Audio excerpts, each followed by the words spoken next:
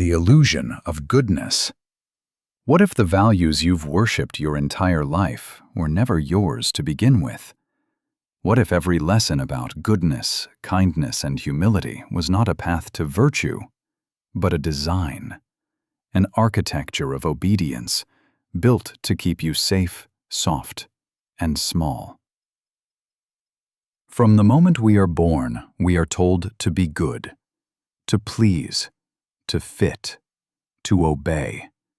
We are told that humility is holy, that ambition is arrogance, and that to question the moral order is to dance with darkness.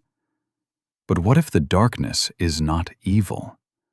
What if it is simply the part of yourself that refuses to kneel? For centuries, humanity has built temples to weakness and called them sanctuaries of virtue. We have polished chains and worn them as halos. We have mistaken submission for purity and obedience for wisdom. Yet, deep within the soul, a quiet rebellion still stirs, a whisper that says, "You were not born to be tame." Nietzsche once warned that the surest way to corrupt the youth is to teach them to hold in higher esteem those who think alike than those who think differently. And indeed, we have done exactly that. We have built a world that prizes harmony over truth, conformity over creation, and comfort over courage. Our morality has become a narcotic, a sweet poison that dulls the pain of existence while killing the will to transcend it. We no longer ask what is good for the soul. We ask what is safe for the herd.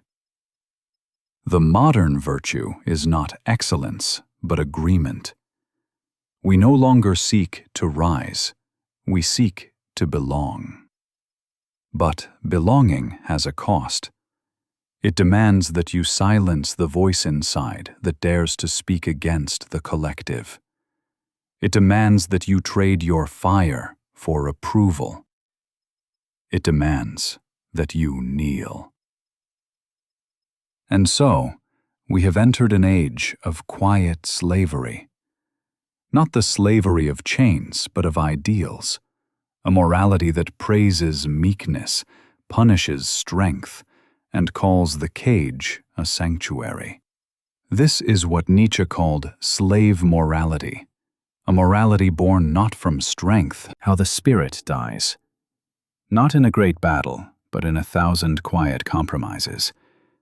And yet, somewhere in the ruins of this gentle morality, the will to power still breathes.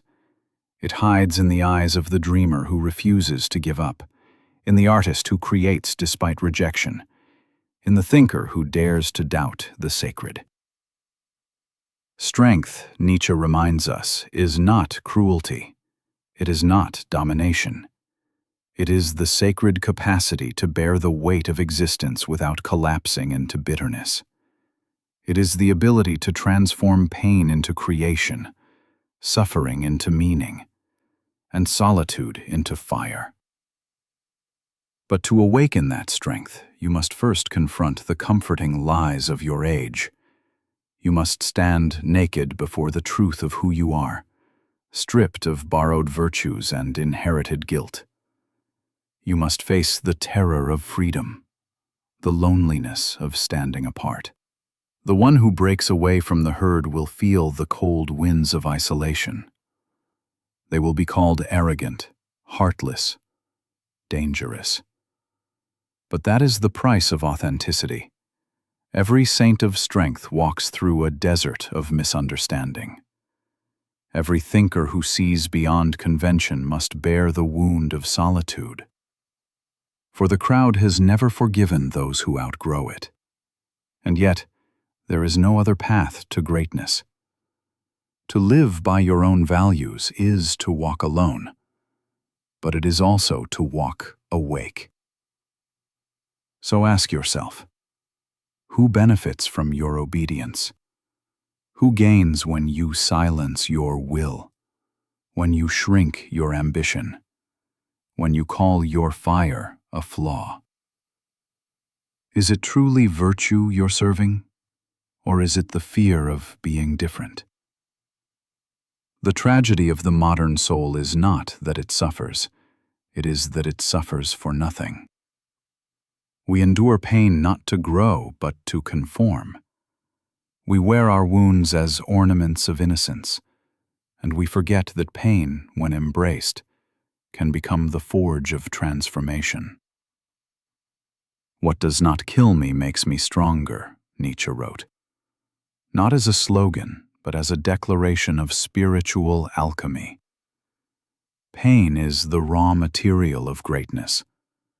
Every scar, every rejection, every loss is an invitation to become more than tradition. That is the task of the Creator, to forge meaning where none existed, to carve beauty out of the raw stone of reality, to say yes to life, even when it burns. But the herd will call it madness. They always have. Every visionary, every artist, every free thinker has been branded a heretic by those who fear change. They were told their dreams were dangerous, and they were right. For dreams are dangerous. They threaten the comfortable order of the mediocre. To dream is to rebel. To hope is to defy. To become is to destroy what you once were. This is not a gentle path. It is the crucible of the spirit, where the old self burns and the new self rises from its ashes. Nietzsche once wrote, "You must be ready to burn yourself in your own flame. How could you rise anew if you have not first become ashes?" And that is the secret. Transformation is not about finding safety. It is about embracing the fire that will consume your former self. The comfort you cling to is the enemy of your evolution. Every time you avoid the flame, you remain the same. But every time you face it, you are reborn. You are not born to follow. You were born to create. Not to imitate, but to originate. Not to agree, but to understand. Not to be liked, but to be alive. The world does not need another good person. It needs a powerful one who dares to think, to question, to act, to live with the courage of conviction. The herd will never understand you, but history will remember you. Because the fire that burns within you is not meant to be tamed. It is meant to illuminate the dark. The fire of becoming. The moment you decide to rise, the world begins to resist you. It will whisper that you are arrogant, selfish, ungrateful. It will disguise fear as virtue, conformity as kindness, and obedience as morality. The higher you climb, the more the ground beneath you will tremble. For every step away from the herd is a betrayal of its comfort. But remember this, the path of transformation has never been crowded. It is a lonely ascent, cold, uncertain, and steep. You will be misunderstood, mocked, even hated. Not because you are wrong, but because you remind others of what they could be. The crowd does not despise greatness because it is evil. It despises greatness because it exposes mediocrity. And mediocrity cannot forgive what it cannot reach. So it invents its own morality, one that condemns strength, punishes ambition, and calls the refusal to kneel an act of pride. This is how the spirit of the strong is crucified in the name of goodness. Nietzsche saw this clearly. He saw that our moral systems were not born from love but from weakness, that they were designed not to uplift humanity but to domesticate it. We were taught to worship the lamb because the wolf made us afraid. and in our fear, we called the cage a temple. But the wolf still howls in your blood. The ancient instinct for freedom still beats beneath your polished manners. You can silence it for a while, but it will never die. It is the will to power, the silent command of life itself, whispering, "Become more." To live is to grow. To grow is to struggle. To struggle is to suffer, and to suffer consciously, courageously, is to be transformed. That is the secret alchemy of existence. Pain, when embraced, becomes purpose. Despair, when faced, becomes wisdom. And solitude, when accepted, becomes strength. But most people flee from solitude. They run to the noise of the crowd. Self-improvement. It is self-transformation. A metamorphosis of the soul. Brutal, beautiful, and necessary. To overcome yourself is to look into the abyss and see your reflection staring back. Not as a monster, but as a possibility.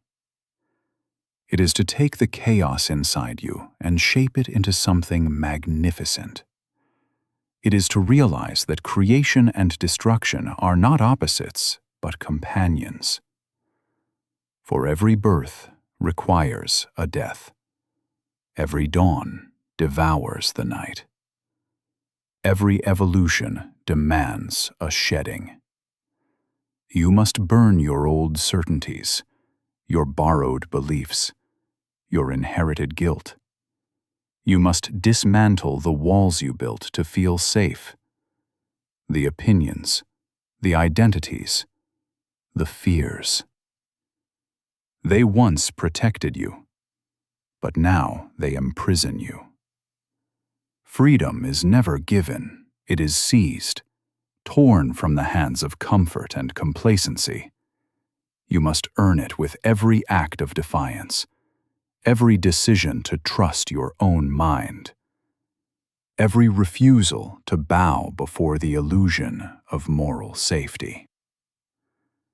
That is why Nietzsche spoke of the Übermensch, not as a god, not as a tyrant, but as a symbol of human possibility. The overman is the one who has learned to command himself, to create his own values, to say yes to life in all its terror and beauty.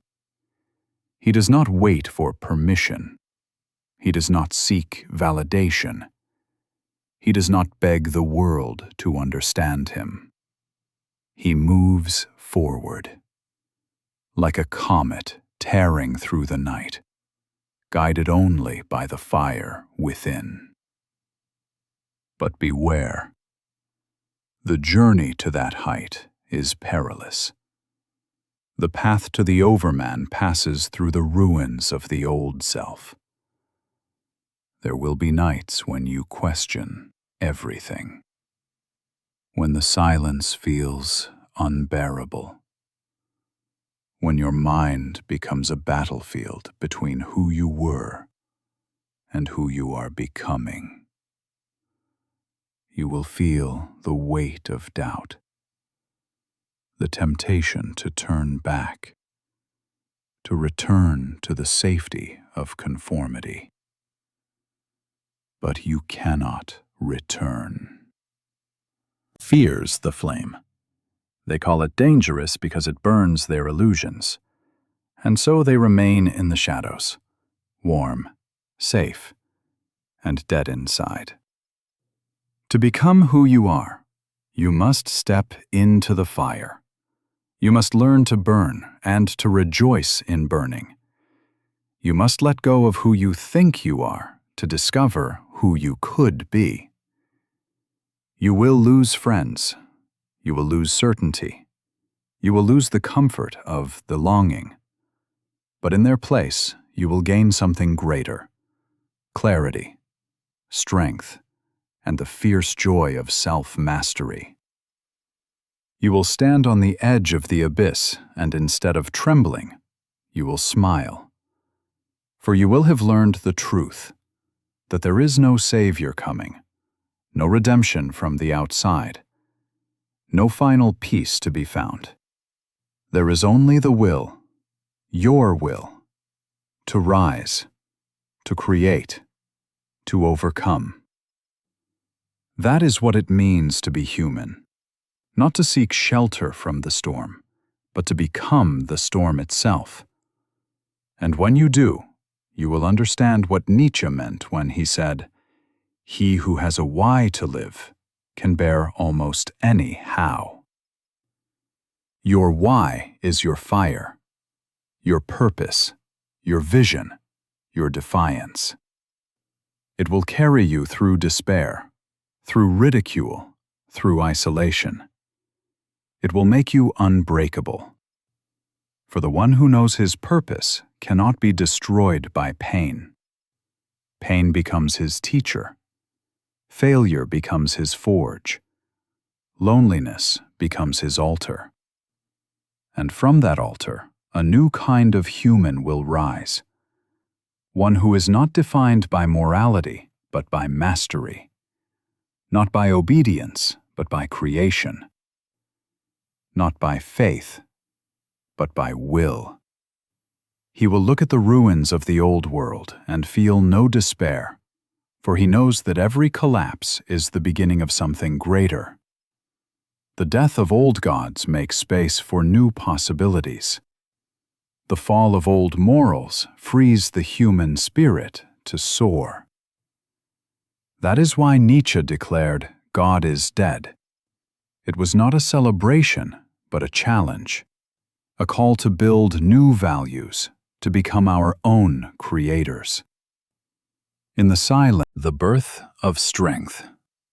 There comes a moment in every life when silence falls, a moment when the noise of the world fades and all that remains is the echo of your own breath. It is in that silence that you will finally see what you have feared to face all along, that you are alone, that meaning is not given, that no one is coming to save you. At first, this realization feels like death. It strips you bare, tears away the illusions that once comforted you, and leaves you standing in the raw, unfiltered truth of existence. But stay in that silence long enough, and you will feel something else. A pulse, ancient and unyielding, rising from within. It is life itself awakening. Not the fragile, domesticated life of survival, but the wild, unbroken force of creation. It is the moment when the caterpillar finally cracks the cocoon, not in despair, but in revelation. You were never meant to remain small. You were meant to break, to shed, to evolve. You were meant to burn. Strength, real strength, is born not in comfort, but in confrontation. It does not bloom in the sunlight of approval, but in the storms of resistance. It is not the absence of pain, it is the mastery of it. To be strong is not to avoid the wound, but to carry it with grace, to make it part of your power. This is the paradox of strength. The more deeply you suffer, the more deeply you can grow. Every scar is an inscription, a record of the battles you've survived, the identities you've outgrown, the illusions you've slain. Do not hide your scars. They are not signs of weakness. They are your medals of becoming. Each one is proof that you faced the fire and did not retreat. You see, the strong are not those who never fall. They are those who fall 1,000 times and rise 1,001. Each time with greater clarity, greater will, greater freedom. Modern society fears such strength. It prefers citizens who are harmless, polite, and predictable. It calls anger dangerous, confidence arrogant, individuality teach you who you are. You must enter the fire yourself. And when you do, when you finally confront the chaos inside you, you will see that your demons were never there to destroy you. They were there to be transformed. They were the raw energy of your becoming, the shadows that contain your greatest potential. To conquer them is not to kill them, but to integrate them. To take the darkness and make it serve the light of your purpose. This is the work of the true Creator. Not to escape the world, but to reshape it through the strength of the will. The Übermensch, Nietzsche's vision of the evolved human, is not a distant myth. It is a mirror. It reflects what you could become if you dared to live without the crutches of convention. If you dared to build your own morality, your own meaning, your own destiny. To be the overman is to stand in the ruins of certainty and laugh. To look at chaos and say, "This is my raw material." To take the fragments of a broken world and sculpt them into something beautiful. Every creator, every innovator, every visionary has walked this path. They were not born fearless. They were forged by their fears. They were not chosen. They chose themselves. And that is the greatest power a human can possess. To choose who they will become. You are not the sum of your past. You are the sculptor of your future. You are the fire that can melt the mold of mediocrity. But to ignite that fire, you must stop waiting for permission. Stop waiting for the perfect time, the perfect plan, the perfect understanding. Perfection is the lie the fearful tell themselves to avoid the risk of creation. There is no perfect time, only now. There is no perfect self, only becoming. So begin. Begin with your doubt, your confusion, your imperfection. Begin while you are trembling. Because the act of beginning is itself an act of power. It is how the ordinary becomes extraordinary. Creation magnificent whole. So when life crushes you, rise. When you are misunderstood, persist. When the world tells you to give up, laugh. Because the one who endures the fire emerges with the power to light the way for others. That is the destiny of the strong. Not to dominate the weak, but to inspire them to rise.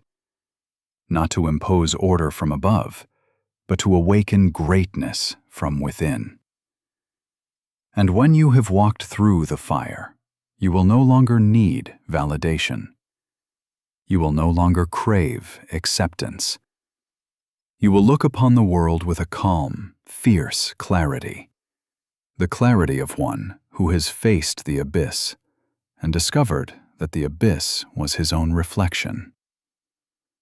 You will understand that everything, every heartbreak, every failure, every loss, was not a punishment, but preparation. You will see that your pain was not your enemy, but your sculptor. That your solitude was not your prison, but your training ground. That your struggle was not your curse, but your calling. And you will whisper, with unshakable conviction, "What tried to destroy me made me invincible." That is strength. Not the brute force of domination, but the quiet power of transformation. Not the control of others, but the mastery of self. You will no longer need to ask for purpose because you will have become it. Your existence will be your message. Your life will be your creation. Your will, your art. And when you look to the future, you will not ask what awaits you. You will ask what you can build. Because you will finally understand that the purpose of life is not to be comfortable, but to be alive, to push beyond the limits of what you thought possible, to stand tall in the chaos and say, I choose to be. You will laugh not because life is easy, but because you have become strong enough to love its difficulty.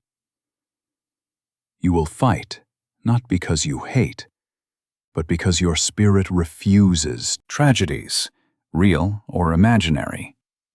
So climb, laugh, create, become. For you are not here to survive. You are here to rise. And the world will remember the fire you dared to ignite.